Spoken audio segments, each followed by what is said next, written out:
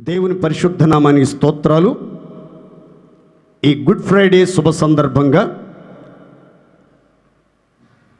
దేవుని సన్నిధిని ప్రేమించి విశ్వాసముతో దేవుని సన్నిధిని ఆశ్రయించిన మీకందరికీ ప్రభువైన యేసుక్రీస్తు నామం పేరట హృదయపూర్వకమైనటువంటి వందనాలు. కొరింథీయులకు రాసిన మొదటి పత్రిక మొదటి అధ్యాయం 23, 30, 31 వాక్య భాగాలు నేను చదువుతాను. పరిశుద్ధ గ్రంథం ఉన్న వాళ్ళందరూ తెరిచి ఆ వాక్య భాగాన్ని గమనించాలని ప్రేమతో తెలియపరుస్తున్నాను. మేము సిలువ వేయబడిన క్రీస్తును ప్రకటించుచున్నాము. 30వ వాక్యం, ఆయన మూలంగా మీరు క్రీస్తు యేసునందు సిలువ వేయబడి ఉన్నారు. అతిశయించువాడు ప్రభువునందే అతిశయింపవలెను అని వ్రాయబడినది నెరవేరునట్లు దేవుని మూలముగా ఆయన మనకు జ్ఞానమును, నీతియు, పరిశుద్ధతయు, విమోచనము ఆయను. తలల పైకి చూడండి. ఇక్కడ రాసినటువంటి మాట నేను మీకు వివరంగా చెప్తాను. ఈ కొరింథీయులకు రాసినటువంటి పత్రికలో దైవజనుడైనటువంటి పౌలు యేసుక్రీస్తు యొక్క సిలువను గూర్చినటువంటి మర్మగర్భితమైనటువంటి సత్య ఉపదేశములను చాలా లోతుగా వివరించడం ప్రారంభించాడు. క్రీస్తు సిలువ వ్యర్థపరచబడకుండునట్లు అనియు, నేను సువార్త మీకు ప్రకటించినప్పుడు వాక్చాతుర్యముతోనూ జ్ఞానముతోనూ తీయని మాటలతో సువార్తను ప్రకటించక మీ మధ్యను సిలువ వేయబడిన యేసు క్రీస్తును మాత్రమే ప్రకటించుచున్నానని నిశ్చయముగా నేను ఎరుగుదును అని మరొక చోట చెప్తాడు. చెప్పి బల్లగుద్ది మరీ చెప్పిన మాట ఏంటంటే, మేము సిలువ వేయబడిన క్రీస్తును గొల్గతా కొండపైన, కపాల స్థలములో, కల్వరి గిరి మీద, బందిపోటు దొంగల మధ్యలో, ఆకాశానికి భూమికి మధ్యలో శపించబడిన సిలువ మ్రాను మీద వ్రేలాడాడే ఆ యేసు క్రీస్తును మాత్రమే ప్రకటించాలని మేము నిర్ణయించుకున్నాం. ఆ యేసుని మాత్రమే కంఠంలో ఊపిరున్నంత వరకు, ముక్కులో శ్వాస ఆడుతున్నంత వరకు ప్రకటిస్తాం. అవసరమైతే ఆ సిలువ వేయబడిన క్రీస్తు కొరకు సిలువ వేయబడటానికైనా, ప్రాణత్యాగం చేయటానికైనా వెనుకాడము అని కరాఖండిగా చెప్తూ వచ్చి చెప్తాడు దైవజనుడు పౌలు. ఆ సిలువ వేయబడిన యేసుక్రీస్తు ఉన్నాడే, మీరు కూడా ఆయన యందు ఉన్నారు. దేవుని స్తోత్రం చెప్పండి గట్టిగా హల్లెలూయా. యేసుక్రీస్తు 2021 సంవత్సరాల క్రితం ప్రపంచ నడిబొడ్డులో యెరూషలేము పట్టణానికి వెలుపల సిలువ మ్రాను మీద వ్రేలాడాడు. కపాల స్థలములో గొల్గతా కొండ మీద ఆ సిలువ మ్రాను మీద వ్రేలాడిన యేసు క్రీస్తునందు మీరందరూ ఉన్నారు అని చెప్తూ, మీరు ఉన్నారు కాబట్టి మన అతిశయం, మనం అతిశయించాలంటే, ఆనందించాలి అంటే, సంతోషించాలి అంటే, సంబరాలు చేసుకోవాలి అంటే సిలువ మ్రాను మీద వ్రేలాడుతున్న యేసును బట్టి మాత్రమే మనం అతిశయించాలి అని వ్రాయబడినది నెరవేర్చబడినట్లుగా యేసుక్రీస్తు, సిలువ వేయబడిన యేసుక్రీస్తు ఎవరు అనంటే పరిశుద్ధత, నీతి, విమోచన, విడుదల, జ్ఞానముగా మన ఎడల ఉన్నాడు. దేవుని స్తోత్రం. ఆయన మూలంగా మనకు ఏమి అనుగ్రహించబడుతున్నాయి అంటే 4 ప్రత్యేకమైనటువంటి ఆశీర్వాదాలు అక్కడ రాయబడ్డాయి. పరిశుద్ధత, నీతి, విమోచన, జ్ఞానం. ఈ 4 స్తంభాలుగా 4 ప్రత్యేకమైనటువంటి ఆశీర్వాదాలు యేసుక్రీస్తు మూలంగా సిలువ వేయబడిన యేసుక్రీస్తు మూలముగా మాత్రమే సర్వ మానవాళికి అనుగ్రహించబడుతున్నాయి కనుక అతిశయించువాడు ఎవడైనా ఉంటే వాడు ప్రభువునందే అతిశయించాలి, సిలువనందే అతిశయించాలి తప్ప మరి దేని యందు అతిశయించకూడదు అని దైవలేఖనం మనకి స్పష్టంగా తెలియపరచబడుతూ ఉంది.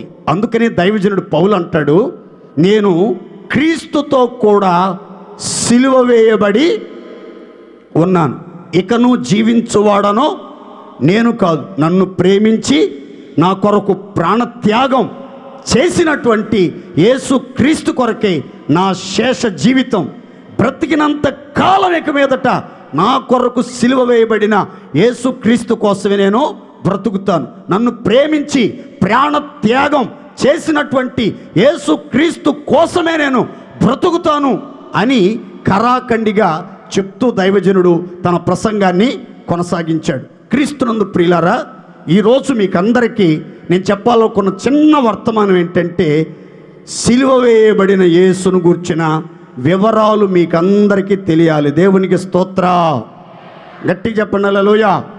చాలామంది సిలువ అనంటే చాలామందికి చాలా రకాల అభిప్రాయాలు, ఆలోచనలు కలిగి ఉంటారు. సిలువ కనబడితే కల్లో శ్రమలు వస్తాయని, సిలువ శాపగ్రస్తమైందని, సిలువ వస్తే నిందలు వస్తాయని, సిలువ వస్తే అవమానాలు వస్తాయని, సిలువ వస్తే దూషణలు కలుగుతాయని, అనేకులు ద్వేషిస్తారేమో అని చిన్న చిన్న అభిప్రాయాలతో ఆలోచనలతో చాలామంది సిలువ అంటే భయపడిపోతారు. సిలువ అనగానే చాలామంది గుర్తొచ్చేది ఏంటంటే శ్రమలు, బాధలు, శాపాలు, నిందలు, దూషణలు, భయంకరమైనటువంటి భయాలు ఎదురవుతాయి. అయితే బైబిల్లో సిలువను గురించినటువంటి వార్త ఎన్నో విశేషమైనటువంటి దీవెనలను మోసుకుని వచ్చినట్లుగా పరిశుద్ధ గ్రంథంలో రాయబడింది. ఈరోజు సిలువ యొక్క విలువ, సిలువలో దాగినటువంటి సర్వ సంపదలను గురించి, సిలువలో దాగినటువంటి మహిమోన్నతమైన ఆశీర్వాదాలను గురించి మీకు కొంచెం వివరంగా చెప్పాలని నేను ఆశపడుతూ ఉన్నాను. సిలువను ఇంగ్లీష్లో క్రాస్ అని పిలుస్తారు. ఆ క్రాస్లో ఉన్నటువంటి 5 మాటల్లో ఉన్నటువంటి పరమార్థాలు మీకు విడమర్చి కొంచెం చెప్పి ఆ తర్వాత సిలువ యొక్క ఆశీర్వాదాలు మీకు వివరిస్తాను, జాగ్రత్తగా ఆలకించండి. క్రాస్లో 5 అక్షరాలు ఉన్నాయి. CROSS,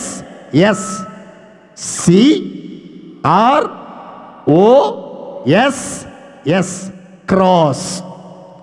ఈ 5 అక్షరాలలో ఉన్నటువంటి ఆత్మీయ అర్థాలు, ఆత్మీయ సత్యాలు మీకు వివరంగా చెప్తాను, జాగ్రత్తగా గమనించండి. క్రాస్లో మొదటి అక్షరం C. C stands for cleansing. C stands for cleansing అనగా సిలువ మనకు నేర్పించే మొట్టమొదటి పాఠం, సిలువలో మనకు దొరికే అతి విలువైన ఆశీర్వాదం ఏమిటి అని అంటే శుద్ధీకరణ. నోరుదే చెప్పండి అందరు గట్టిగా. క్లెన్సింగ్ అంటే శుద్ధి చెయ్యబడటం లేదా ప్రక్షాళన, నిర్మలము చెయ్యబడటం, శుచిపరచబడటం, శుభ్రపరచబడటం, శుద్ధీకరించబడటం, కడగబడటం, రక్త ప్రోక్షణ జరగటం అనే అద్భుతమైనటువంటి విషయాల సమ్మేళనమే ఈ యొక్క సి అనే అక్షరం మనకి నేర్పుతున్నటువంటి అద్భుతమైనటువంటి పాఠం. ఈ సికి మరికొంతమంది బైబిల్ పండితులు సి స్టాండ్స్ ఫర్ కర్స్డ్ అనే పదాన్ని కూడా చెప్తున్నారు. సి స్టాండ్స్ ఫర్ కర్స్డ్ అంటే శాపగ్రస్తమైనటువంటి అనుభవం అని మరి కొంతమంది చెప్తున్నారు. ఇది కూడా కొంతవరకు నిజమే. యేసుక్రీస్తు మనందరినీ ఆశీర్వదించబడాలి, మనమంతా దీవెనకరంగా జీవించాలి అబ్రహాము పొందిన ఆశీర్వచనం అన్యజనులమైన మనందరికీ అనుగ్రహించబడాలని సదుద్దేశంతో 2021 సంవత్సరాల క్రితం యేసుక్రీస్తు వారు శాపగ్రస్తమైన శిలువ మ్రాను మీద వ్రేలాడి ఆఖరి రక్తపు బొట్టు వరకు రక్తమంతటిని ధారబోసి శిలువలో ప్రాణత్యాగం చేశాడు. ఆ శిలువ అనేది ఒక రకంగా శపించబడినటువంటి మరణం. అయితే యేసయ్య శాపగ్రస్తమైన మరణాన్ని అనుభవించి తన అమూల్యమైన, పవిత్రమైన, పరిశుద్ధమైన, కల్మషము లేని, కలుషములన్నిటినీ కడగగలిగిన రక్తాన్ని ఆ కల్వరి గిరి మీద ధారబోసి మనలందరినీ ఆయన రక్తంతో శుద్ధీకరించాలి అనే సదుద్దేశంతో యేసుక్రీస్తు వారు కల్వరి శిలువ మ్రాను మీద వ్రేలాడి ఉన్నాడు. దేవునికి స్తోత్రం. గట్టిగా చెప్దామండి హల్లెలూయా. సి స్టాండ్స్ ఫర్ క్లెన్సింగ్ అనగా యేసుక్రీస్తు యొక్క శిలువ దగ్గరికి మనకు వస్తే, శిలువ వేయబడిన యేసుక్రీస్తు మన కన్నుల ఎదుట ప్రదర్శించబడినట్లయితే, శిలువ వేయబడిన యేసుక్రీస్తు యొక్క శిలువ ధ్యానం మనం చేస్తూ ఉండగానే ఆ శిలువలో నుండి ప్రవహిస్తూ ఉన్నటువంటి పవిత్రమైన రక్తం, పరిశుద్ధమైనటువంటి రక్తం మన పాపములన్నిటినీ కడిగి మనలో ఒక్కొక్కరిని పవిత్రులుగా మార్చునుగాక. గట్టి చెప్పండి హల్లెలూయా. మన పూర్వీకులు, మన పితరులందరూ కూడా ఎడ్ల రక్తం ద్వారాను, కోడెల రక్తం ద్వారాను, గొర్రెల రక్తం ద్వారాను, మేకల రక్తం ద్వారా బలులు అర్పిస్తూ విమోచింపబడాలని ఆశించారు. అయితే దైవజనుడు పేతురు అంటాడు, నిర్దోషమును నిష్కళంకమునగు గొర్రె పిల్ల యొక్క క్రీస్తు రక్తం చేత మీరంతా విమోచించబడ్డారు అని అంటాడు. దేవునికి స్తోత్రం. మనమంతా కూడా విలువ పెట్టి కొనబడ్డాం. ఆ విలువైన రక్తం ఏం చేస్తుందనంటే బైబిల్ చెప్తుంది, యేసుక్రీస్తు రక్తమట నిర్జీవ క్రియలను విడిపించి జీవము గల దేవుని సేవించడానికి మన మనస్సాక్షిని ఎంతో ఎక్కువగా శుద్ధీకరిస్తూ ఉన్నది. ఏం చేస్తుంది అంటండి? నోరితే చెప్పాలందరూ గట్టిగా. ఏం చేస్తుంది? క్లెన్సింగ్, శుద్ధి చేయటం మొదలు పెడుతుంది, కడగటం మొదలు పెడుతుంది, నూతనపరచడం మొదలు పెడుతుంది. ఈ రోజున యేసు ప్రభు నమ్ముకున్నటువంటి ప్రతి ఒక్కరికి, సిలువ చెంతకు వచ్చినటువంటి ప్రతి ఒక్కరికి, సిలువను ఆశ్రయించిన ప్రతి ఒక్కరికి, సిలువను తాకిన ప్రతి ఒక్కరికి, సిలువ చెంత నిలబడి సిలువ మ్రాను మీద వేలాడుతున్న యేసు దృశ్యాన్ని కళ్ళార్పకుండా చూస్తున్న ప్రతి ఒక్కరికి ఆ సిలువ బోధించే విలువైన పాఠం, సిలువలో దొరికే శ్రేష్టమైన ఆశీర్వాదం ఏంటంటే మనస్సాక్షి శుద్ధీకరించబడుతుంది. దేవునికి స్తోత్రం. బైబిల్లో మనస్సాక్షి అంటారు, హైందవులు అంతరాత్మ అంటారు. అంతరాత్మ శుద్ధీకరించబడాలి. చాలామంది బాహ్యంగా శుద్ధీకరించబడతారు.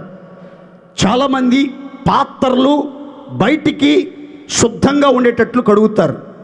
వెండి పాత్రలు కానివ్వండి, ఇత్తడి పాత్రలు కానివ్వండి, స్టీల్ పాత్రలు కానివ్వండి, బాగా బయటికి శుభ్రంగా కడుగుతారు. కానీ లోపల అజితేంద్రియత్వముతోనూ దోపుతోనూ కంపు కొట్టి దుర్వాసన కొడతా ఉంటాయి.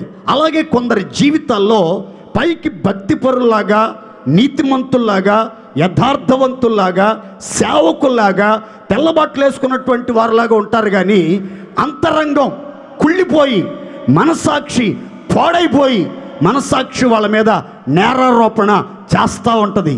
మనస్సాక్షి పదే పదే వాళ్ళని గద్దిస్తూ ఉంటుంది. మనస్సాక్షి పదే పదే వాళ్ళని గుచ్చుతూ ఉంటుంది, వేధిస్తూ ఉంటుంది, నెమ్మది లేకుండా చేస్తుంది, నిద్ర పట్టకుండా చేస్తుంది, ప్రశాంతత కరువయ్యేటట్లుగా చేస్తుంది.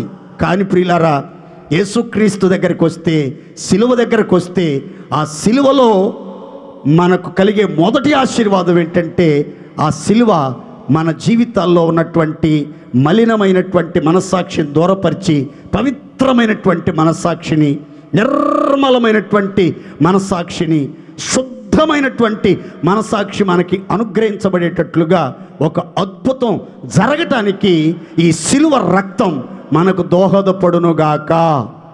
గట్టిగా చెప్పండి హల్లెలూయా. మనస్సాక్షి అనేది ఎలాంటిదో చెప్తాను, జాగ్రత్తల పైకి చూడండి. మన శరీర అవయవాలలో కన్ను చాలా సున్నితమైంది.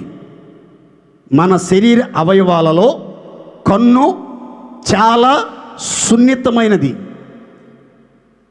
ఈ కంట్లోనికి ఏ చిన్న నలుసు అణువు కానీ పరమాణువులు పడినా సరే వెంటనే ఈ కన్ను ఏం చేస్తుందంటే ఆ కంటిలో పడిన నలుసు, ఆ కంటిలోకి వెళ్ళినటువంటి అణువులు పరమాణువులు బయటికి వచ్చేదాకా ఏం చేస్తుందంటే కన్ను ఆగకుండా కన్నీరు కారుస్తూ ఉంటుంది, కన్నీరు కారుస్తూ ఉంటుంది. లోపల దురద మొదలవుతుంది. ఇక నలుపుతూ ఉంటాం. ఆ లోపల పడినటువంటి నలుసు, ఆ చిన్న అణువు పరమాణు బయటికి వచ్చేదాకా కంట్లో నుంచి నీళ్లు ఒలికిపోతూ ఉంటాయి. కన్నంతా తొందర చేస్తూ ఉంటుంది, కన్నంతా దురద ఎక్కువైపోతూ ఉంటుంది. అది ఎప్పుడైతే బయటకు వస్తుందో అప్పుడు కన్ను ప్రశాంతంగా ఉంటుంది, కన్నిక ప్రశాంతంగా ఉంటుంది. ఈ కంటికే ఎంత సున్నితత్వం ఉంటే ఈ కంటి కంటే కూడా సున్నితమైంది దేవుడు మన అంతరంగంలో పెట్టినటువంటి మనస్సాక్షి.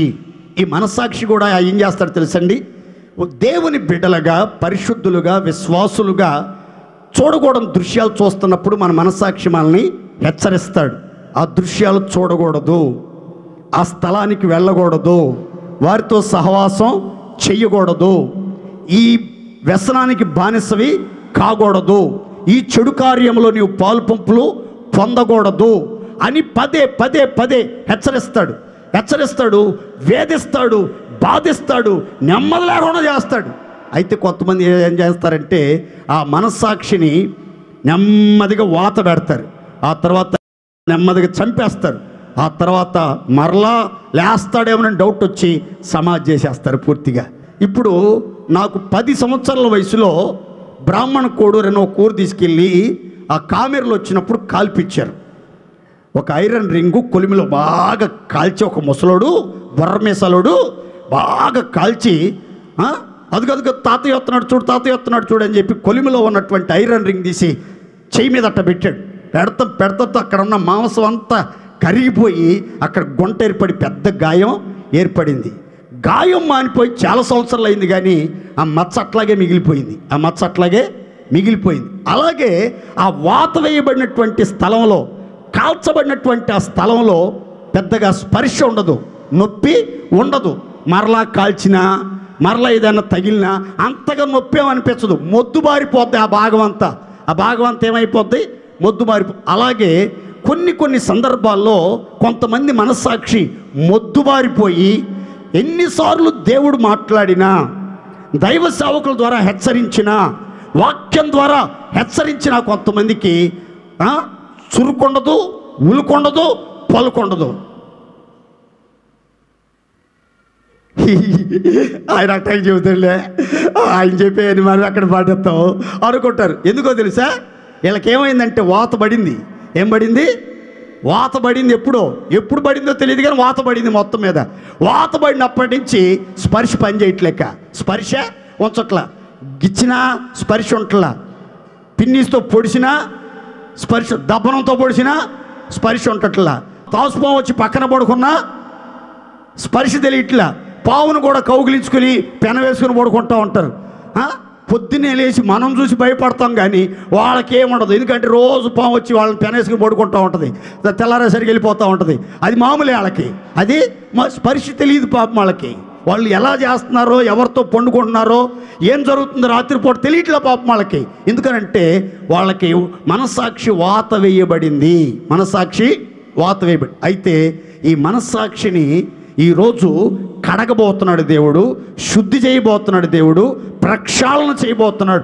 అందరికీ మంచి మనస్సాక్షి, చురుకైన మనస్సాక్షి దేవుడు ప్రసాదించున్నట్లుగా సిలువలో దాగిన విలువైన ఆశీర్వాదపు ఓట మీ అందరిలోనికి ప్రవహించునుగాక. అందరు గట్టి చెప్పండి hallelujah. C stands for cleansing. రెండవ అక్షరం ఆర్. చెప్పండి నోరు తీసి, ఏంటది? R stands for redemption. R stands for redemption అనగా విమోచన. నోరుతే చెప్పండి అందరు గట్టిగా, ఏంటది? నోరుతే చెప్పాలి అందరు గట్టిగా, ఏంటది? విమోచన. ఆర్ స్టాండ్స్ ఫర్ రిడిమ్షన్, అనగా విమోచన. సిలువలో మనకి కలిగే విలువైన ఆశీర్వాదం, శ్రేష్టమైనటువంటి ఆశీర్వాదం, ప్రత్యేకమైనటువంటి దైవ దీవెన ఏంటంటే విమోచన. దేవుడు మనకి సిలువ దగ్గర అనుగ్రహిస్తాడు.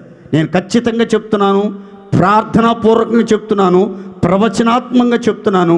ఈ సిలువ ధ్యానం మొదటి కూడికలో అనేక మంది జీవితాలలో అనేక రోజులుగా పట్టి పీడిస్తున్నటువంటి వ్యాధులు, బాధలు, భయాలు, బలహీనతలు, దురాత్మ శక్తుల అధికారం యేసు నామములో విడుదల కలుగునుగాక, విడుదల కలుగునుగాక.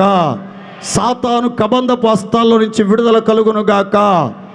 శత్రువు యొక్క తంత్రాల్లో నుంచి విడుదల కలుగునుగాక. అప్పు బాధల్లో నుంచి విడుదల కలుగునుగాక. అనారోగ్య సమస్యల్లో నుంచి విడుదల కలుగునుగాక. అందరి విశ్వాసం చెప్తాం, ఆమేన్, ఆమేన్. పాపపు బంధకాల్లో నుంచి విడుదల కలుగునుగాక. వ్యసనాలన్నిటిలో నుంచి విడుదల కలుగునుగాక. సకలమైన అపవిత్రతలో నుంచి విడుదల కలుగునుగాక. మోసపూరితమైన కుట్రలలో నుంచి విడుదల కలుగునుగాక. శత్రువు పన్నిన పన్నాగాలన్నిటిలో నుంచి విడుదల కలుగునుగాక. ప్రతి విధమైన దుష్ట దురాత్మ అంధకార పవిత్రాత్మ శక్తుల అధికారంలో నుంచి విడుదల కలుగునుగాక. సర్వ రోగాలలో నుంచి విడుదల కలుగునుగాక. కఠినమైన వ్యాధుల్లో నుంచి విడుదల కలుగునుగాక. మానసికమైన వ్యాధులలో నుంచి విడుదల కలుగునుగాక. విశ్వాసంతో చెప్పుకోండి. ఇంతవరకు మీ జీవితాల్లో మిమ్మల్ని విడిచిపెట్టకుండా వేధిస్తూ బాధిస్తూ పట్టి పీడిస్తున్నటువంటి సమస్య ఏదైనా సిలువ రక్తపు కోటలో అడుగుపెట్టిన మీ ఒక్కొక్కరి జీవితంలో దేవుడు ఈరోజే ఒక అద్భుతమైన విడుదల విమోచన దయచేయునుగాక. గట్టి చెప్పండి హల్లెలూయా. చాలా రోజుల క్రితం నట్లు బోల్ట్లు బిగించారు. మీ గుమ్మానికో, కిటికీకో, కబోర్డుకో ఎక్కడో బిగించారు, లేకపోతే రేకులకో బిగించారు. అవి కాలగమనంలో తుప్పు పట్టిపోయినాయి, బాగా తుప్పు పట్టిపోయినాయి. చాలా రోజుల తర్వాత వాటిని విప్పదీయాలి అని అనుకున్నారు. రెంచి పెట్టి ఎంత తిప్పుతున్నా సరే అవి ఓడలేదనుకోండి, అవి రావట్లేదనుకోండి, అప్పుడు ఏం చేస్తారు? దాన్ని లూజ్ చేయటానికి, అది విడుదల పొందేదానికి ఏం చేస్తారంటే కిరోసిన్ కానీ లేకపోతే ఇంకా ఏదైనా ఆయిల్ కానీ వేస్తే ఏమవుద్దంటే అక్కడ ఉన్నటువంటి రస్ట్, ఆ తుప్పంతా వదిలి అది నెమ్మదిగా లూజ్ అయ్యి చక్కగా అది ఆ బోల్టు నట్టు బయటకు వచ్చేస్తుంది. మనకి అందులో నుంచి విడుదల మనం చూడగలుగుతాం. అలాగే యేసు రక్తం మీ మీద ప్రోక్షించబడబోతుంది. మీరు ఇంకా విడుదల పొందలేక కొన్ని చిక్కుల్లో బంధించబడి ఉన్నారు. ఎంత కాలం నుంచి మీరు దాంట్లో నుంచి బయటికి రావాలనుకుంటున్నారు, కానీ మీరు రాలేకపోతున్నారు. మీకు ఇష్టం లేదు ఆ స్థితిలో ఉండటం, ఆ బలహీనతలో ఉండటం, ఆ పాపములో ఉండటం, ఆ భయంలో బంధించబడి ఉండటం, ఆ భయంకరమైన బలహీనతకు బానిసగా ఉండటం మీకు ఇష్టం లేదు. అందులోంచి బయటికి రావాలని ఎంతో కాలంగా ప్రయత్నిస్తున్నారు, కానీ ఆ చిక్కుల్లో నుంచి బయటపడలేకపోతున్నారు. అక్రమ సంబంధాల నుంచి బయటపడలేకపోతున్నారు. ఆ త్రాగుల్లో నుంచి బయటపడలేకపోతున్నారు. ఆ వడ్డీ వ్యాపారాల నుంచి బయటికి రాలేకపోతున్నారు. ఆ భయంకరమైన లోక సంబంధమైన మనస్సులో నుంచి, ఆలోచనలో నుంచి, సహవాసంలో నుంచి బయటికి రాలేకపోతున్నారు. ధనాపేక్షలో నుంచి బయటికి రాలేకపోతున్నారు. అయితే ఈరోజు సిలువలో చిందించబడిన పుణ్యమూర్తి యేసు క్రీస్తు పవిత్రమైన రక్తం మీ అందరి మీద ప్రోక్షించబడబోతుంది. ఆ సిలువ నీడలో మీకందరికీ విడుదల కలుగునుగాక, విడుదల కలుగునుగాక. మంచు విడిపోయినట్లుగా మీ పాపాలన్నీ విడిపోవునుగాక. మీ బలహీనతలన్నిటిలోంచి విడుదల కలుగునుగాక. అందరు చెప్పండి గట్టిగా ఆమేన్. ప్రతిరోజు ఉదయం లేవగానే ఒక టాబ్లెట్ వేసుకోకపోతే బీపీ కంట్రోల్లో ఉండదు పాస్టర్ గారు, షుగర్ కంట్రోల్లో ఉండదు పాస్టర్ గారు, థైరాయిడ్ కంట్రోల్లో ఉండదు పాస్టర్ గారు, మా జీవితం ఎట్లా అవస్థల పాలైపోయింది. తల్లిదండ్రుల నుండి మాకు వంశ పారంపర్యంగా సంక్రమించిన ఆస్తి స్వాస్థ్యం ఏదైనా ఉందంటే రోగాలు తప్ప ఏది లేదు అని వాపోతూ కంటతడి పెడుతూ కలవరపడుతున్న సోదరి సోదరులారా, వంశ పారంపర్యంగా వెంటాడుతూ బాధించి బలహీనపరుస్తున్న వ్యాధుల్లో నుంచైనా, సమస్యల్లో నుంచైనా, శత్రు క్రియల్లో నుంచైనా, అనారోగ్యాల్లో నుంచైనా, అప్పుల కాడి కింద నుంచైనా, శత్రు పోరాటాల్లో నుంచైనా యేసు నామములో ఈరోజు మీకందరికీ విడుదల కలుగునుగాక.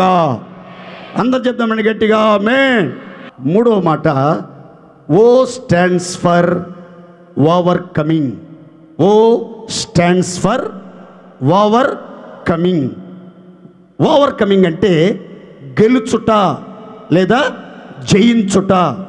చాలామంది జీవితాలలో జై జీవితం జీవించాలని, విజయ పథంలో వివేక హృదయంతో కొనసాగాలని ఆశ ఆకాంక్ష ఉంటుంది. కానీ అదేం చిత్రమో, ఎంతగా జయించాలని ఆరాటపడుతున్నావో అంతగా అపజయాల పాలవుతూ, అవమానాలని అనుభవిస్తూ, నిందలని అనుభవిస్తూ, ఓటమిని అనుభవిస్తూ, భయంకరమైనటువంటి సిగ్గుతో తలదించుకొని కన్నేళ్ల మధ్యలో కాలాన్ని గడుపుతున్నారు చాలామంది. చాలామందికి జయం అనేది ఉండట్లేదు. కళ్ళ మీద జయం ఉండట్లేదు, తలంపుల మీద జయం ఉండట్లేదు, ఆలోచనల మీద జయం ఉండట్లేదు, కాళ్ళ మీద జయము ఉండట్లేదు, స్వప్నాల మీద కూడా జయం ఉండట్లేదు, చేతి వ్రాతల మీద కూడా జయం ఉండట్లేదు. ఎన్నోసార్లు నేను జై జీవితం జీవించాలి, విక్టోరియస్ లైఫ్ అనేది నా జీవితంలో అనుగ్రహించబడాలి అని ఎంత ప్రయత్నం చేస్తారు చాలామంది. నేను అనేకులకు మేలు చేయాలని ఆ రోజు బాగా ప్రార్థన చేసుకుంటాడు. ఆ రోజే అమాయకులైనటువంటి ప్రజలకు కీడు చేస్తాడు. ఆ రోజే అమాయకులకి కీడు చేస్తాడు. నేను ఈరోజు పవిత్రంగా బ్రతకాలి, అపవిత్రమైనవేవి చూడకూడదు, అపవిత్రమైన ఆలోచనలే నాకు రాకూడదు, అపవిత్రమైన దృశ్యాలే నేను అసలు నా కళ్ళతో చూడను అనుకుంటాడు. ఆ రోజే భయంకరమైన పాపిష్టి దృశ్యాలు చూడటం, అపవిత్రమైన మాటలు మాట్లాడటం, అపవిత్రమైన క్రియలు చేయటం, అపవిత్రమైనటువంటి చోట్లకు వెళ్ళటం, ఎంతో నీచాతిరీచంగా మారిపోవటం చూసి అవాక్కైపోతాడు. నేనైనా ఇలా ప్రవర్తిస్తుంది, ఎలా ఉండాలనుకున్నవాడిని ఎలా అయిపోతున్నానేంటి అని బాధపడతాడే తప్ప అందులో నుంచి బయటికి రాలేని పరిస్థితులు ఎప్పటి వరకు ఒకవేళ మీ జీవితంలో ఎదుర్కొన్నారేమో, ఈరోజు సిలువ చెంతకు వచ్చిన మీతో ప్రభు చెప్తున్నాడు, ఈరోజు మీకందరికీ మీ ప్రతి బలహీనత మీద జయం జయం జయం నిశ్చయముగా అనుగ్రహించబడునుగాక. దేన్ని జయించలేకపోతున్నారో కొంతమంది అన్నిటిని జయిస్తారు. చిన్న అబద్ధం ఉంటుందే, దీన్ని జయించలేరు, దీన్ని జయించలేరు. అన్నం తినకుండా ఉండగలరేమో కానీ అబద్ధం ఆడకుండా మాత్రం ఉండలేరు, అబద్ధం ఆడకుండా ఉండలేరు. మా ఊరిలో ఒక పెద్ద ఆయన చెప్పాడు, ఏంటంటే మగోళ్ళు అబద్ధం ఆడితేనంట ఎదురు తడికి పెట్టినట్టు ఉంటుందంట, ఎదురు తడికి పెట్టినట్టు ఉంటుందంట. ఆడోళ్ళు కనుక అబద్ధం ఆడితే గోడ కట్టినట్టు ఉంటుందంట. ఎట్ట ఉంటుందంటండి, తోకానికే. చూడండి, ప్లాస్టింగ్ చేసి వాల్కెరి పెడితే ఎంత నీట్గా ఉందో గోడ, అంత నీట్గా అసలు అంటే ఎవరు గుర్తుపట్టలేరంట, ఎవరో ఇది నిజమా అబద్ధం అనేది గుర్తుపట్టలేరు. మీకు తెలుగు పదం చెప్తాను, గుర్తుపెట్టుకోండి. నగ్న సత్యం అంటారు. అర్థం ఏంటి? సత్యం స్నానం చేయటానికి చొక్కా ఇప్పి యాంగర తగిలిచి బాత్రూమ్కి వెళ్ళిందట. బాత్రూమ్కి వెళ్ళేసరికి ఈలోపు అబద్ధం వచ్చి అంగి వేసుకెళ్ళిపోయాడట. దీన్ని ఏమంటారంటే నగ్న సత్యం. ఏమంటారు దీన్ని? నగ్న సత్యం. కనుక మీ జీవితాల్లో కొన్నిసార్లు ఎంత సత్యంగా ఉండాలనుకుంటారు, సత్యమే మాట్లాడాలి, అబద్ధం మాట్లాడకూడదు అనుకుంటారు. ఆ రోజే పచ్చి అబద్ధాలు ఆడుతూ ఉంటారు. దేవుడి దేవాల మొగుడు జేబులో నుంచి 5,000 రూపాయలు కొట్టేస్తారు. స్నానానికి వెళ్ళగానే వచ్చి డ్రెస్ వేసుకుని వెళ్ళిపోతాడు, బస్కి వెళ్ళిపోతాడు, డ్రైవింగ్కి వెళ్ళిపోయి డబ్బులు చూసుకుంటే డబ్బులు ఉండవు. ఫోన్ చేస్తాడు హడావిడిగా. అమ్మగారికి కూడా ఫోన్ ఉంటుందిగా, ఆయన దగ్గర ఏమో కీప్యాడ్ ఫోన్ ఉంటుంది, అమ్మగారి దగ్గర టచ్ ఫోన్ ఉంటుంది. మరి ఎంత జనరేషన్ మారిపోతుంది, మరి ఏం చేద్దాం? జనరేషన్ ఆయన దగ్గర ఏమో కీప్యాడ్, అమ్మగారి దగ్గర టచ్ ఫోన్. ఏంటంటే అమ్మగారికి ఇంట్లో టైం పాస్ అవ్వట్లేదు, అందుకని టచ్ ఫోన్ ఉంటేనే టైం పాస్ అయ్యిద్దంట అమ్మగారికి. అయ్యగారు అంటే ఆ పనిలో కష్టపడి పని చేస్తూ ఉంటాడు కనుక ఏం కాదంట. అమ్మగారు ఇంట్లో ఉండాలంటే కష్టం అంట, అందుకని టచ్ ఫోన్ ఉంటేనే ఉండిద్దంట, అందుకని టచ్ ఫోన్ చేస్తాడు. ఏమే నా జేబులో 5,000 రూపాయలు కనబడతలేదు, ఏమైనాయి అంటే, యువతికి ఇచ్చే, ఏ కొంపలో దూరే, ఏం మాటలు మాట్లాడుతున్నా పనికి మాలినోడా, రా ఇంటికి రా సాయంత్రం నీ పని చెప్తా అంటది. వాడికి నోట్లో మాట రాదు, ఇక వాడికి నోట్లో మాట రాదు. ఏంటి నా భార్య ఎట్టంది, చచ్చ అది అట్టది కాదులే అనుకుంటాడు. వాస్తవానికి దొంగతనం చేసింది ఈ పనికి మాలిందే, వాస్తవాన్ని దొంగిలించింది ఈ పనికి మాలిందే. కట్టికి అబద్ధం, కట్టికి అబద్ధం, మొగుడితో అబద్ధమే, పిల్లల దగ్గర అబద్ధమే, తల్లి దగ్గర అబద్ధమే, బంధువుల దగ్గర అబద్ధమే, సేవకుల దగ్గరికి వచ్చిన అబద్ధాలే, నోరు తెరిస్తే అబద్ధం. సత్యం మాట్లాడరండి, ఏమనుకోబాకండి. మీరు ఎవరైనా ఉంటే సత్యం అని పేరు పెట్టుకుంటాడు, వాడు బతుకులో వాడు సత్యం మాట్లాడి రోజే ఉండదు దేవుడి దేవల్ల. మీకు అర్థమవుతుందా? అసలు నిజం మాట్లాడి రోజే ఉండదు వాడి జీవితంలో. నిజం. ఒక ఆమె నాకు తెలుసు, ఆమె పేరు శాంతి. ఏం పేరు? ఏ రోజు శాంతిగా ఉన్నట్టు నేను చూడలేదండి ఆ మనిషిని. ఎప్పుడు చూసినా కలవరంగా గలిబిలిగా తుఫాను వచ్చినట్లుగా, ఏదో సునామీ వచ్చినట్లుగా, సైక్లోన్ వచ్చినట్టుగా అడావిడిగా ఉంటుంది, ఆర్భాటం చేస్తుంది. ఏ రోజు శాంతి, ఓం శాంతి అన్నట్టు కనబడదు అని కనబడదు. పేరు మాత్రం బ్రహ్మాండంగా పెట్టుకుంది, శాంతి. ఏంటది? శాంతి. నా మాటనండి, పేర్లు మంచియే కానీ బతుకులు బాగోట్లేదు, అది వచ్చింది సావు మనకి. ఇప్పుడు మనం చేయాల్సింది ఏంటంటే, ఏ విషయంలో మీరు అపజయాలు ఎదుర్కొంటున్నారో, ఏ బలహీనతను మీరు జయించలేకపోతున్నారో ఆ విషయమై చెప్పి సిలువ వేయబడిన యేసు క్రీస్తు దగ్గరికి వచ్చి, యేసయ్యా ఈ బలహీనతని నేను నీతో కూడా సిలువేసేస్తున్నానయ్యా, ఇక దానికి నాకు సంబంధం లేదయ్యా, ఆ పనికి మళ్ళీ నా జీవితంలో కనబడకూడదయ్యా, యేసు నామంలో 3 మేకులతో బంధించేస్తున్నానని మీరు బంధించి చూడండి, ఇక పొరపాటున మీకు కనబడదు ఇక బలహీనత. దేవుని స్తోత్ర. ఇక 4వ అక్షరంలోకి వెళ్తున్నాం. Yes stands for sonship. అందరు చెప్పండి, నోరు తెచ్చి ఏంటది? ఎస్ స్టాండ్స్ ఫర్ సన్షిప్ అంటే పుత్రత్వం, కుమారత్వం. దేవుని యొక్క కుమారులుగాను కుమార్తెలుగా మనం అధికారాన్ని పొందుకోవటానికి, దేవుని పిల్లలగుటకు మనం అధికారాన్ని పొందటానికే యేసుక్రీస్తు వారు సిలువ మ్రాను మీద వేలాడాడు. దేవుని స్తోత్ర. ఒకప్పుడు మనం అంతా పరజనులు అండి, పరదేశులు అండి, వాగ్దానాలు లేనివారం అండి, వాగ్దానాలు లేనివారు, దేవుడు లేనివారం. అయితే మనలందరినీ దేవుడు తన బిడ్డలుగా, తన కుమార్తెలుగా, తన కుమారులుగా, తన సొత్తుగా, తన స్వాస్థ్యముగా, తన స్వకీయ సంపాద్యమైన జనముగా మలుచుకోవటానికే యేసుక్రీస్తు వారు 2021 సంవత్సరాల క్రితం కల్వరి సిలువ మ్రాను మీద వేలాడి రక్తమంతా ధారపోసి ఆయన ప్రాణ విమోచన క్రైదనంగా అప్పగించబడ్డాడు, మిమ్మల్ని అందరినీ తన బిడ్డలుగా చూడాలని. దేవునికి స్తోత్ర. గట్టి చెప్పండి హల్లెలూయా. మనం అంతా ఎవరమంటే సర్వశక్తుడగు దేవుని కుమారులము, కుమార్తెలమై ఉన్నాం. దేవుని స్తోత్ర. మన దేవుడు సర్వశక్తి గల దేవుడు, మనము ఆయన కుమారులం. మనం కూడా ఎలా ఉంటాం? సింహం కడుపున సింహమే పుట్టిద్ది, పిల్లి కడుపున పిల్లే పుట్టిద్ది. పిల్లి అని పేరు పెట్టుకుని, పిల్లి అంటే కొంచెం డెప్త్ తక్కువ ఉంటుందని తోకలాగా సింహం తగిలిచ్చారనుకోండి, పిల్లి సింహం అయిపోద్దా? ఏం చెప్పరు? అవదో. పిల్లి పిల్లే, సింహం సింహమే. కనుక మీరంతా కూడా యేసుక్రీస్తు సర్వశక్తి కలిగిన దేవుడు, బల శౌర్యములు కలిగిన దేవుడు, యుద్ధ శూరుడైన దేవుడు, సైన్యములకు అధిపతియగు దేవుడు, మహిమ కలిగిన మహారాజు, మనం ఆరాధిస్తున్నటువంటి దేవుడు గనక, మన దేవుడు మన తండ్రి మహారాజు గనక మనం కూడా ఎవరమే? యువరాజులం, యువరాణులం. దేవునికి స్తోత్ర. ఒక్కసారి మీరు ఆ డ్రెస్సులో మిమ్మల్ని మీరు ఊహించుకొని ఇంటికి వెళ్ళిన తర్వాత అద్దం ముందుకెళ్ళి నిలబడండి. అబ్బా, అసలు మీ టీవీ, మీ ఉందాతనం, మీ రాజసం మీరేనా కాదా అన్నట్టుగా ఉంటుంది.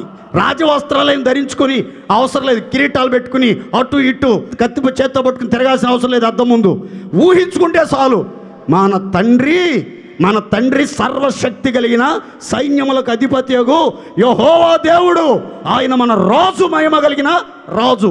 మనం కూడా మహిమ కలిగిన రాజు బిడ్డలం గనుక, యువరాజులం యువరాణులం గనుక మనం ఎప్పుడు కూడా ఎట్లా ఉండాలంటే రాజసం ఉట్టిపడేటట్లుగా ఉండాలి. దేవునికి స్తోత్ర.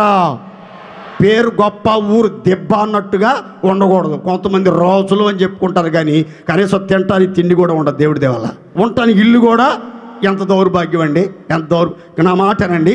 ఈరోజు బైబిల్ చెప్తున్న మాట ఏంటంటే మనమంతా కూడా సర్వశక్తి గల దేవుని కుమారులుగా కుమార్తెలుగా మార్చబడు నిమిత్తమే 2021 సంవత్సరం క్రితం యేసుక్రీస్తు వారు కల్వరి శిలువ మ్రాను మీద వ్రేలాడి ఆయన రక్తమంతా దారబోసాడు. దైవజనుడు పౌలు అన్నాడు, మేము శిలువ వేయబడిన యేసుక్రీస్తుని ప్రకటించుచున్నాము. దేవుని స్తోత్ర. అతిశయించువాడు సిలువనందే అతిశయించవలెను. దేవుని స్తోత్ర. అతిశయించుచూ ఉండగానే పరిశుద్ధత, నీతి, జ్ఞానము, విమోచన ఒక్కొక్కరికి అనుగ్రహించబడునుగాక. గట్టిగా చెప్పండి హల్లెలూయా. ఇప్పుడు మనం అంతా సిలువ నీడలోకి వచ్చిన తర్వాత ఎలా మారిపోయామో సర్వశక్తుడగు దేవుని కుమారులుగా కుమార్తెలుగా మార్చబడ్డాం. నమ్మిన వాళ్ళు అందరు గట్టిగా స్తోత్రాలు చెప్పుకోండి.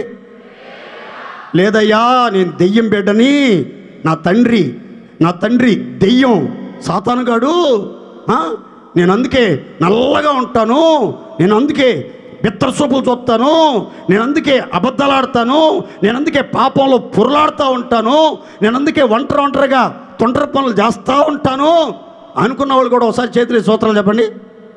దేవుడి దేవాలు అందరు మెలకుగానే ఉన్నారు. సిలువ నీడ పడుతుంది ఒక్కొక్కరి మీద. దేవుని స్తోత్ర. గట్టి చెప్పండి హల్లెలూయా. ఇప్పుడు సిలువలో క్రాసులో 2 ఎస్లు ఉన్నాయి కదా, ఒక ఎస్ అయిపోయింది. ఆఖరి ఎస్లోకి వస్తున్నాం. Yes stands for salvation. Salvation అంటే రక్షణ. ఏంటదండి? రక్షణ సంతోషం, రక్షణ భాగ్యం, రక్షణ సంతోషం, రక్షణ ఆనందం దేవుడు మనకు అనుగ్రహించడం కోసమే 2021 సంవత్సరాల క్రితం యెరూషలేముకి ఆమడ దూరంలో ఉన్నటువంటి గొల్గతా కొండ మీద యేసుక్రీస్తు వారు సిలువ వేయబడ్డారు. ప్రియులారా, మిమ్మల్ని అందరూ దేవుడు రక్షించాలన్న ఆ రక్షణ సంకల్పాన్ని నెరవేర్చడానికి, కడవరి రక్షణ మనకు అనుగ్రహించడానికి, కడవరి రక్షణలో మన దేహాలన్నీ విమోచించబడి మహిమా దేహాన్ని ధరించుకుని నిత్యత్వంలో మనం ప్రవేశించడానికి యోగ్యంగా ఉండేటట్లుగా యేసుక్రీస్తు వారు శిలువ మ్రాను మీద వ్రేలాడాడు. ఇప్పుడు జాగ్రత్తగా వినండి. ఒక్కొక్క మాట మళ్ళీ క్లుప్తంగా చెప్పేసి నేను సిలువలో దాగిన 3 ప్రత్యేకమైన ఆశీర్వాదాల గురించి చెప్పి నేను ముగిస్తాను. సిలువ అంటే అర్థం ఏంటంటే ఇంగ్లీష్లో క్రాస్. క్రాస్లో CROSS 5 అక్షరాల కలయికే క్రాస్. ఈ 5 మాటలు మళ్ళీ వివరంగా చెప్తున్నాను, గుర్తుపెట్టుకోండి. అందరు మోటోళ్ళు కూడా గుర్తుపెట్టుకోవాలి. C స్టాండ్స్ ఫర్ క్లెన్సింగ్, అనగా శుద్ధీకరించబడుట, కడగబడుట, ప్రక్షాళన చెయ్యబడుట. R స్టాండ్స్ ఫర్ రిడెంప్షన్, అనగా విమోచింపబడుట, విడుదల పొందుట. O స్టాండ్స్ ఫర్ ఓవర్కమింగ్, జయించుట లేదా గెలుచుట. ఎంతవరకు మీ జీవితంలో మీరు ఎదుర్కొన్న అపజయాలన్నింటిలో నుంచి ఈ గుడ్ ఫ్రైడే శుభ సందర్భంగా ప్రవచనాత్మకంగా చెప్తున్నాను, అన్ని విషయాలలో మీకు అత్యధిక విజయం కలుగునుగాక. సిలువ నీడలో మీ యాత్ర సాగుతున్నన్ని దినాలు వెళ్ళిన చోటనెల్లా మీకు జయమే కలుగునుగాక. అందరు చేద్దాం గట్టిగా ఆమేన్. S స్టాండ్స్ ఫర్ సన్షిప్, దైవ కుమారత్వం, దేవుని పిల్లలమయ్యే అధికారాన్ని, యువరాజు బిడ్డలుగా, రారాజు తనయులుగా, కుమార్తెలుగా, కుమారులుగా మార్చబడి ఓ ఉన్నతమైన ఆధిపత్యాన్ని, అధికారాన్ని దేవుడు మనకి అనుగ్రహించడం కొరకు ఆయన శిలువ మ్రాను మీద వ్రేలాడాడు. చివరిగా మరొక డబుల్ ఎస్లో చివరి ఎస్ ఏంటంటే సాల్వేషన్. ఏంటదండి? సాల్వేషన్ అంటే రక్షణ. రక్షణ లేని వారికి రక్షణ, పాపములో నుంచి రక్షణ, శ్రమల్లో నుంచి రక్షణ, శోధనలో నుంచి రక్షణ, ఇరుకు ఇబ్బందుల్లో నుంచి రక్షణ, ఆపదల్లో నుంచి రక్షణ.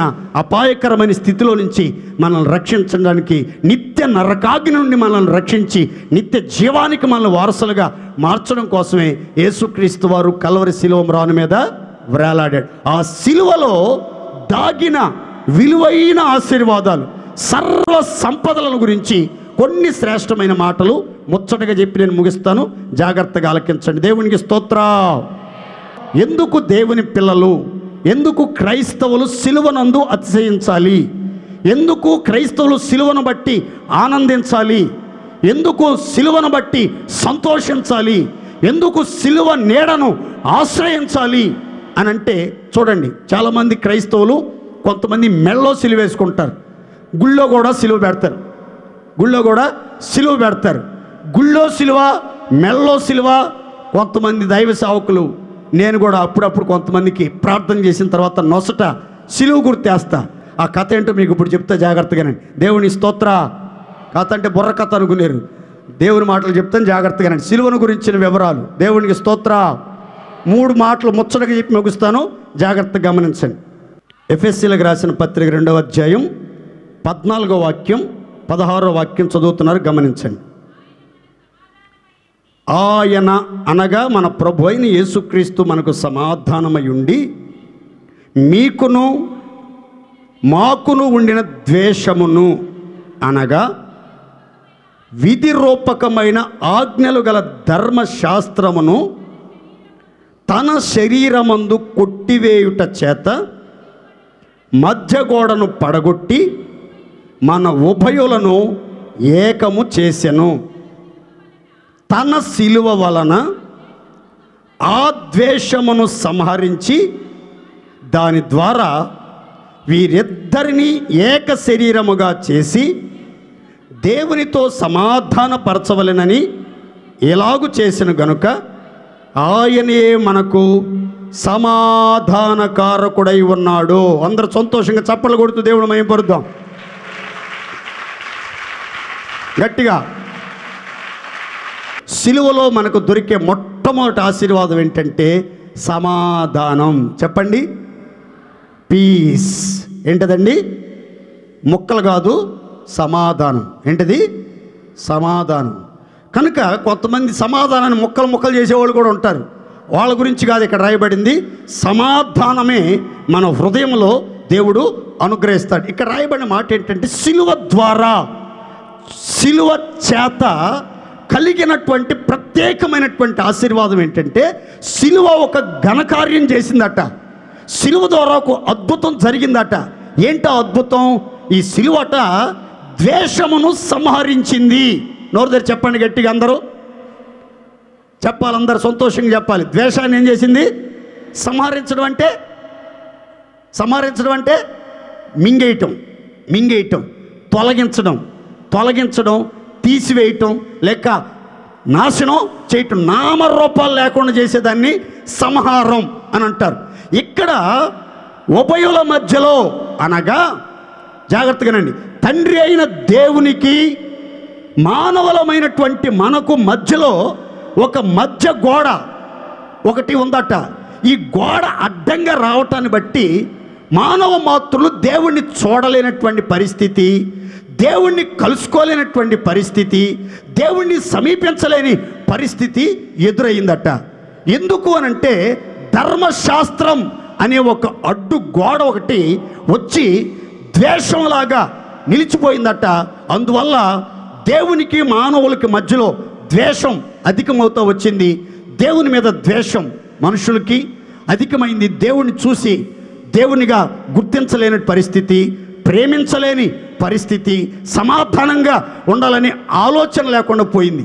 అప్పుడు 2021 సంవత్సరం క్రితం యేసుక్రీస్తు వారు వచ్చి సిలువ చేత ఏం చేశాడంటే ఈ సంహారాన్ని, ఈ యొక్క మధ్య గోడని, ఈ దోషాన్ని, ఈ పాపాన్ని అంతటిని సంహరించి పూర్తిగా తీసివేసి మన ఉభయులకు దేవుడు గొప్ప సమాధానం ఇచ్చాడు. దేవునికి స్తోత్ర.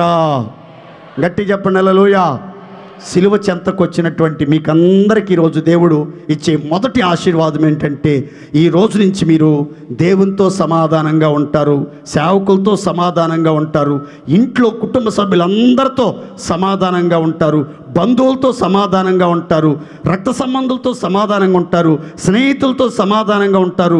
మీ సరిహద్దుల్లో సమాధానం ఉంటుంది. మీరు ఎక్కడ అడుగు పెడితే అక్కడ నది వలె సమాధానం ప్రవహించునుగాక. అందరూ సంతోషంగా చెప్పండి హల్లెలూయా. ఒకే ఇంట్లో ఉంటారు, ఒకే మంచం మీద పడుకుంటారు, ఒకే కంచంలో తింటారు, ఒకే బైక్ మీద వస్తారు, కానీ వాళ్ళు మాట్లాడుకోరు. ఏది మాట్లాడుకోకుండా పిల్లలతో చెప్తూ ఉంటారు. ఈయనేమో పెద్ద అమ్మాయికి చెప్తాడు, ఆమె చిన్న అమ్మాయికి చెప్పిద్ది. ఏ సంగతి? మొగుడికి చెప్పమని, పెళ్ళానికి చెప్పమని. ఇక వీళ్ళిద్దరి మధ్యలో ఉత్తర ప్రత్యుత్తరాలు నడిపిస్తూ ఉంటారు. కారణం ఏంటి? వీళ్ళు మాట్లాడుకుని చాలా సంవత్సరాలు అయిందట. పెళ్ళైన కొత్తలో బాగా ప్రేమగా ఉండేవాళ్ళంట, చిలక గోరింకల్లాగా ఉండేవాళ్ళట. ఇప్పుడేమో పాము ముంగిసల్లాగా మారిపోయారు. ఒకళ్ళని చూసుకుని ఒకళ్ళు కరుచుకోవటం, అరుచుకోవటం, గిల్లుకోవటం, గిచ్చుకోవటం, ఎడ్డామంటే దడ్డామంటాం, ఏమన్నంటే ఎగిరితంతం. ఇది ప్రస్తుత పరిస్థితి. అయితే నా మాటనండి, ఎలాంటి రాగద్వేషాలతో, ఐక్యత లేక, సమాధానం లేక, నెమ్మది లేక, మీ ఇష్టానుసారంగా విడివిడిగా ఉంటున్న మీ వ్యక్తిగత జీవితాలను సమాధానపరిచి, ఐక్యపరిచి, సమాధాన బంధం చేత ఆత్మ కలిగించే ఐక్యతను మీలో కలిగించి ఆశీర్వాదాన్ని, శాశ్వత జీవాన్ని మీ కుటుంబాల్లో కుమ్మరించడానికి సిలువ మ్రాను మీద యేసు 2000 సంవత్సరాల క్రితం వేలాడి సమాధానకారకుడుగా సిలువ మ్రాను మీద వేలాడాడు. మన సమాధానార్థమైన శిక్షను కల్వరి సిలువలో యేసు అనుభవించి మనందరికీ గొప్ప సమాధానం దయచేశాడు. దేవుని స్తోత్ర.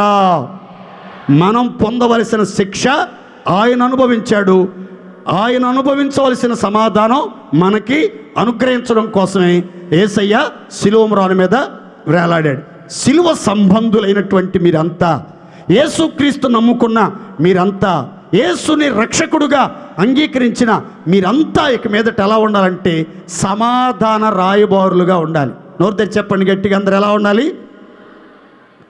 సమాధాన పరిచేవాళ్ళుగా ఉండాలి. ఎందుకంటే బైబిల్ అంటుంది, సమాధానపరచువారు ధన్యులు, వారు దేవుని కుమారులు అనబడతారు. ఏమనబడతారండి? నోరు తెరిచి చెప్పాలి గట్టిగా, అందరూ ఏమనబడతారు? మీరంతా దేవుని పిల్లలుగా, దేవుని కుమార్తెలుగా, దేవుని కుమారులుగా ఉండాలంటే మీరు సమాధానంగా ఉండాలి, అనేకులను సమాధాన పరచాలి. సమాధానానికి మీరు అంబాసిడర్స్గా, రాయబారులుగా, మధ్యవర్తులుగా మీరు నిలబడాలి. అనేకుల్ని సమాధానం అని చెప్పాలే కానీ ఎక్కడ విడగొట్టే మాటలు కానీ, పడగొట్టే మాటలు కానీ, ద్వేషాన్ని రెచ్చగొట్టే మాటలు కానీ దేవుని పిల్లలకు తగవో. దేవుని పిల్లలు ఎప్పుడు కూడా తగ్గించుకుంటారు, సమాధాన పడతారు, ఐక్యతగా ఉంటారు, అందరికీ అనుకూలంగా ఉండటానికి ఇష్టపడతారు. అలాంటి శ్రేష్ఠ జీవితం యేసయ్యలో ఉంది. యేసయ్య నమ్మిన బిడ్డలకు కూడా అట్టి సమాధానకరమైన స్థితి, జీవితం యేసు అనుగ్రహించునుగాక. గట్టిగా చెప్తామండి హల్లెలూయా. మరొక మాట చెప్తాం చూడండి. కొరింథీయులకు రాసిన మొదటి పత్రిక 1వ అధ్యాయం 18వ వాక్యం. సిలువను గూర్చిన వార్త నశించుచున్న వారికి వెర్రితనము గాని, రక్షింపబడుచున్న మనకు దేవుని శక్తి. దేవునికి స్తోత్ర. పవర్ ఆఫ్ గాడ్, దేవుని శక్తి, దేవుని శక్తి, దేవుని శక్తి. ఎవరికి? రక్షించబడుచున్న, రక్షించబడబోచున్న మనందరికీ కల్వరి సిలువ గొప్ప దేవుని శక్తి అయి ఉన్నది. గట్టి చెప్పండి హల్లెలూయా. దేవుని శక్తి అనంతమైనది. దేవుని శక్తి ఎలాంటిదండి? నోరు తెరిచి చెప్పండి అందరు గట్టి. దేవుని శక్తి ఎలాంటిది? అనంతమైంది. ఆ శక్తిని కొలిచే పరికరాలు, కొలమానాలు ఇంకా రాలేదు. అనంతమైన శక్తి కలిగిన అనంతుడైనటువంటి దేవుని మనం నమ్ముకున్నాం. ఎవరైతే యేసుక్రీస్తుని రక్షకుడుగా అంగీకరించి ఆయన రక్తధారల్లో కడగబడి పరిశుద్ధపరచబడతారో, మంచి మనసుతో స్వచ్ఛంగా సిలువ చెంతకు ఆకర్షించబడతారో ఆ సిలువ నీడలోనికి వచ్చి రాగానే వాళ్ళకి ఏం కలుగుతుందంటే దేవుని శక్తి అపరిమితంగా వారిలో ప్రవహిస్తుంది. దేవుని స్తోత్ర. మీరు శక్తిహీనులుగా ఒకవేళ ఈ ఆరాధనకు వచ్చారేమో, శక్తిహీనులందరికీ కల్వరి సిలువ బలాభివృద్ధిని దయచేయునుగాక. కల్వరి సిలువ బలాభివృద్ధిని దయచేయునుగాక. కల్వరి సిలువ బలాభివృద్ధిని దయచేయునుగాక. ఆమేన్. మీలో ఎంతమంది బలహీనులు ఉన్నారో, శారీరకంగా, మానసికంగా, ఆత్మీయంగా బలహీనులు ఉన్నారో నాకు తెలియదు, కానీ ఆ బలహీనులందరినీ బలపరచడానికి, బలవంతుని చేతిలో బాణాలుగా మార్చడానికి, శక్తిగల యోధులుగా మలచడానికి, మహిమోన్నతమైన ఘనకార్యాలు మీ జీవితంలో జరిగించడానికి, విశ్వసించిన వారికి, రక్షించబడినటువంటి వారికి, పరిశుద్ధులైనటువంటి విశ్వాసులందరికీ సిలువలో దొరికే ప్రత్యేకమైన ఆశీర్వాదం ఏంటంటే అనంతమైన దైవ శక్తి అనుగ్రహించబడునుగాక. గట్టి చెప్పండి హల్లెలూయా. ఇంకా దేవుని శక్తితో మీరు నింపబడ్డారనుకోండి, బైబిల్ అంటుంది దేవుని రాజ్యం భోజనము పానము కాదు, కానీ నీతి, సమాధానం, పరిశుద్ధాత్మ యందలి ఆనందం. దేవుని రాజ్యము మాటలతో కాదు, శక్తితోనే ఉన్నది. దేంతో ఉందండి? దేంతో ఉంది? శక్తితో ఉంది. సిలువలో శక్తి ఉంది, దేవుని రాజ్యంలో శక్తి ఉంది, దేవునిలో శక్తి ఉంది. దేవుని నమ్ముకున్నటువంటి విశ్వాసులలో అనంతమైన సిలువ శక్తి దాగి ఉండునుగాక. గట్టి చెప్పండి హల్లెలూయా. చూపులకు మనం బలహీనులుగా కనబడవచ్చు, చూపులకు మనం శక్తిహీనులుగా కనబడవచ్చు, కానీ మన వెనక, మన గుండెల్లో, మన మనసులో, మన కళ్ళల్లో ఏముందంటే సిలువ వేయబడిన క్రీస్తు ప్రదర్శించబడుతున్నంత కాలం మీరు మామూలు వ్యక్తులు కాదు, శక్తితో నింపబడిన మహా వ్యక్తులు. దేవుని స్తోత్ర. గట్టి చెప్పండి హల్లెలూయా. మూడో మాట ముచ్చట చెప్పి నేను ముగిస్తాను, గమనించండి. కొలస్సీలకు రాసిన పత్రిక 2వ అధ్యాయం 15వ వాక్యం. ఆయనతో కూడా మిమ్మల్ని జీవింపజేసెను, ఆయన ప్రధానులను, అధికారులను, నిరాయుధులను చేసి సిలువ చేత జయోత్సవముతో వారిని పట్టి తెచ్చి బాహాటముగా వేడుకకు కనపరిచెను. దేవునికి స్తోత్ర. గట్టిగా చెప్పండి హల్లెలూయా. సిలువలో దాగిన మూడవ ఆశీర్వాదం, సిలువలో ఏముందంటే జయోత్సవం. జయముంది, తర్వాత ఉత్సవం అంటే పండగ వాతావరణం దాగి ఉంది. దేవుని స్తోత్ర. మీరందరూ ఉల్లాసంగా, ఉత్సాహంగా, సంతోషంగా, సమాధానంగా నడిపించబడే ఆ జయ జీవితం, జయ ఉత్సాహం మీ గుండెల్లో పుట్టించి మిమ్మల్ని జయధ్వనులతో, ఉత్సాహ ధ్వనులతో ఊరేగించి ఉన్నత శిఖరాలు ఎక్కించడానికి అదుగో కలవరి సిలువ, అదుగో కలవరి సిలువ మీ కన్నుల ఎదుట ప్రదర్శించబడుతుంది. ఆ సిలువను ఆశ్రయించిన వారి జీవితాలలో జయోత్సాహము కలుగునుగాక, జయోత్సాహముతో ఊరేగించబడుదురుగాక. ఆమేన్. మీకు చరిత్రలో జరిగినటువంటి ఒక వాస్తవ గాథ చెప్తాను, జాగ్రత్తగా వినండి. కాన్స్టాంటైన్ అనే ఒక రాజు తరచుగా ఒక శత్రు రాజ్యం మీదకి యుద్ధానికి వెళ్తూ ఉండేవాడు. ఎప్పుడు వెళ్ళినా అపజయమే ఎదురవుతుంది. కానీ మరలా సైన్యాన్ని వ్యూహపరుచుకుని, బలపరుచుకుని, దృఢపరుచుకుని, ఆయుధాలు సమకూర్చుకుని పదే పదే యుద్ధానికి వెళ్తున్నాడు. ఈసారి కాన్స్టాంటైన్ రాజు లేదా చక్రవర్తి వెళ్ళబోయే ఆ ప్రత్యర్థులు, ప్రతిపక్షపు రాజులు విస్తారమైనటువంటి సైన్యముతో, పరాక్రమవంతులతో, మారణాయుధాలతో వస్తున్నారన్న వార్త తెలిసి కొంచెం కృంగిపోయాడు, భయపడ్డాడు. ఈసారి నాకు జయం రాకపోతే ఇక నేను బ్రతకటం వేస్ట్ అనుకున్నాడు. అనుకుని ఏం చేయాలో దిక్కుదోచని పరిస్థితుల్లో ఎట్టకేలకు ప్రాణాలు పోయినా పర్లేదు, యుద్ధం మాత్రం చేయాల్సిందే అని వెళ్తున్నప్పుడు ఈ కాన్స్టాంటైన్ రాజు సైన్య సమూహాన్ని యుద్ధానికి సిద్ధపరచుకుని వెళ్తున్నప్పుడు ఆకాశం అంతా కారు మేఘాలతో నిండిపోయింది. ఉరుములు, ధ్వనులు, ప్రతిధ్వనిస్తూ ఉన్నాయి. ఏంటి, వాతావరణం కూడా ప్రతికూలిస్తుంది, యుద్ధం న్యాయబద్ధంగా జరిగేటట్లేదు, ఎలా ఇది అని ఆలోచిస్తూ ఏంటబ్బా ఆకాశం ఎలా మారిపోయిందని ఆకాశం వైపు చూస్తుంటే ఆకాశంలో నుంచి ఒక సిలువ జెండా ఒకటి దిగొస్తూ ఉందట. సిలువ జెండా ఒకటి దిగొస్తూ ఉంది. అప్పుడు కాన్స్టంటైన్ ఆ రాజు, అన్యుడు, భయంకరమైన విగ్రహారాధికుడు, అతనికి ఒక స్వరం పడుతుందట, కాన్స్టంటైన్ ఈ సిలువ పతాకాన్ని చేతబట్టుకుని శత్రువుల మీద యుద్ధానికి వెళ్ళు, జయం తథ్యం, జయం తథ్యం, జయ ఉత్సాహంతో నువ్వు తిరిగి వస్తావు అని స్వరం వినబడిందంట పరలోక రాజ్యం నుంచి. వెంటనే ఆ యొక్క కాన్స్టంటైన్ ఇంటికి వచ్చి అన్ని సిలువ గుర్తులతో ఉన్నటువంటి జెండాలు తయారు చేయించుకుని సైనికులందరికీ ఒక చేతిలో యుద్ధం చేసే ఆయుధం, మరొక చేతిలో సిలువ జెండా ఇచ్చి శత్రువుల మీద యుద్ధానికి వెళ్తే ఆ రోజు అతి తక్కువ మంది సైన్యంతో అఖండ విజయంతో తిరిగి వచ్చాడట. దేవునికి స్తోత్ర, గట్టి చెప్పండి హల్లెలూయా. అప్పుడే క్రైస్తవ్యానికి స్థిరమైనటువంటి పునాది ఏర్పడింది. ఈ కాన్స్టంటైన్ చక్రవర్తి యొక్క తల్లి హెలీనా యెరూషలేంలో పెద్ద ప్రార్థనా మందిరం కట్టించింది.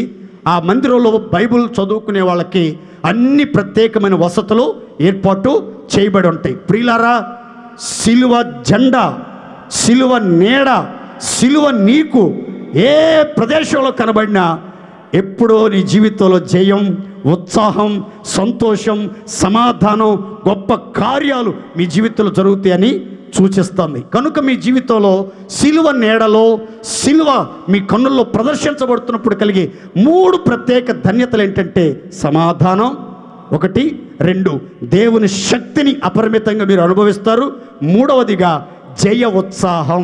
అందరు చెప్పండి గట్టిగా. ఈ 3 ముచ్చటైన దీవెనలతో దేవుడు మిమ్మల్ని అందరినీ సిలువ నీడలో అభిషేకించునుగాక.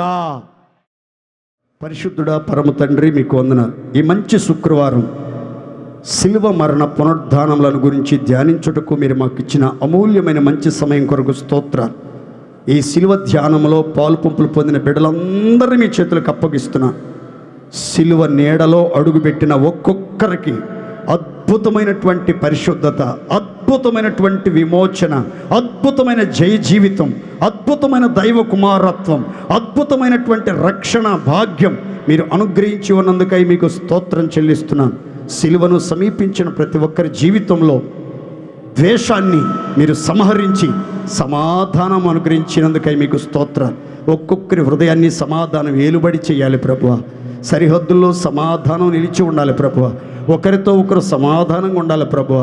కుటుంబాల్లో నది వలె సమాధానం ప్రవహించాలి ప్రభువా. మా బిడ్డలందరూ సమాధాన రాయబారులుగా జీవించాలి నా తండ్రి. కృపద ఇచ్చేయండి, కృపద ఇచ్చేయండి, కృపద ఇచ్చేయండి. యేసయ్యా, రక్షించబడుచున్న మనకు సిలువ దేవుని శక్తి అని చెప్పారు తండ్రి. అనంతమైన దైవ శక్తితో ఒక్కొక్కరిని అభిషేకించండి, శక్తితో అభిషేకించండి, పరిశుద్ధాత్మతో అభిషేకించండి. పైనుంచి వచ్చే శక్తితో ఒక్కొక్కరు ఒక్కొక్కరు ఒక్కొక్కరు ఒక్కొక్కరు అభిషేకించబడుదురుగాక, అభిషేకించబడుదురుగాక, అభిషేకించబడుదురుగాక, అభిషేకించబడుదురుగాక, అభిషేకించబడుదురుగాక. సిలువ చేత జయోత్సవముతో బాహాటముగా వేడుకకు కనపరిచిన గొప్ప దేవుడు. సిలువలో దాగిన జయము, ఉత్సాహం, ఉల్లాసం, ఉత్తేజం ఒక్కొక్కరికి మీరు దయచేయండి. నిరాశ నిస్పృహలో నుంచి విడిపించండి. విజయ పదములో నడిపించి విజయోత్సవాలతో ఊరేగించి అన్ని విషయాల్లో తోడై మీ నిత్య సంకల్పం నెరవేర్చండి. అయ్యా, మీరు నా కొరకు మా కొరకు ప్రాణత్యాగం చేసి కల్వరిలో యజ్ఞ పశువుగా వధించబడి రక్తాన్ని చిందించి సర్వమానవాళికి విమోచన అనుగ్రహించిన గొప్ప దేవుడవు తండ్రి, మీకు స్తోత్రం. సర్వయుగములలో సజీవుడా, పరిశుద్ధుడా, రోషము గల దేవా, అంతటా అందరూ మారు మనసు పొంది రక్షించబడినట్లుగా మీ కార్యాలు జరిగించండి. సిలువ నీడలో దాగిన విలువైన ఆశీర్వాదాలతో తృప్తిపరచమని యేసు నామములో అడుగుచున్నాం తండ్రి, ఆమేన్. మన ప్రభు యేసుక్రీస్తు వారి కృప, తండ్రి అయిన దేవుని ప్రేమ, పరిశుద్ధాత్మ దేవుని సహవాసం ఇప్పుడు ఎల్లప్పుడూ సకల పరిశుద్ధులకు కూడిన మనందరికీ, సిలువను ఆశ్రయించిన ప్రతి ఒక్కరికి సిలువలో దాగిన సర్వ సంపదలు అనుగ్రహించబడునుగాక. ఆమేన్. హల్లెలూయా.